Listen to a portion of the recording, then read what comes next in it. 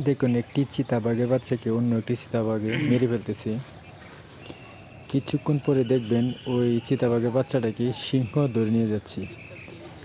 তখন চিতাবাঘ আবার ওই সিংহকে উপর অ্যাটাক করা শুরু করলো, কারণ তার বাচ্চাকে উদ্ধার করতে হবে।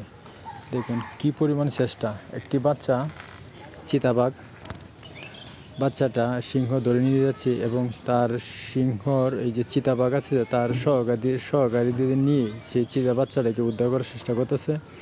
দেখা যাক শেষ পর্যন্ত কি উদ্ধার করতে পারে কিনা। সে অন্তত ফাইট করতেছে সিংহের সাথে। সিংহ তো বনের রাজা সিংহ, সে তো ছাড়বেই না।